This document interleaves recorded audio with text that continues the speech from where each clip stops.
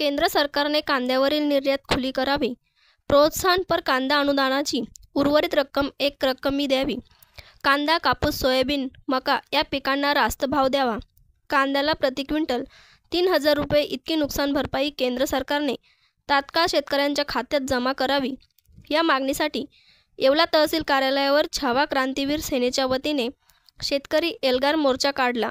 मागण्या मान्य न झाल्यास तीव्र आंदोलनाचा इशारा यावेळी देण्यात आला।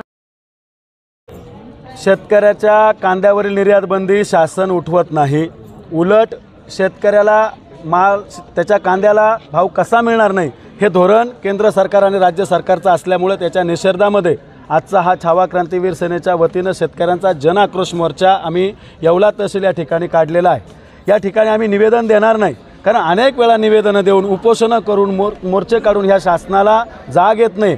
आज आम्ही शांततेच्या मोर्चाने बाबासाहेबांनी घटनेनुसार आम्हाला दिलेल्या संविधानिक अधिकारानं आम्ही या ठिकाणी हा शांततेचा मोर्चा काढला आहे। पण येणाऱ्या काळात जर शेतकऱ्यांचं अनुदान त्यांना मिळालं नाही, कांद्यावरील निर्यात बंदी उठली नाही, शेतीमालाला हमीभाव मिळाला नाही, तर येणाऱ्या काळामध्ये या सरकारच्या विरोधात प्रचंड मोठ्या प्रमाणात छावा क्रांतीवीर सेना आणि शेतकऱ्यांच्या माध्यमातून मोठे जनआंदोलन उभं केलं जाईल आणि याची सर्वस्वी जबाबदारी ह्या राज्यकर्त्यांची असेल। यांना खुर्च्या आणि मंत्रिपदं हे सांभाळता शेतकऱ्याचा विसर पडला आहे, म्हणून तो जागृत करण्यासाठी आज छावा क्रांतीवीर सेनेच्या माध्यमातून हा मोर्चा काढला।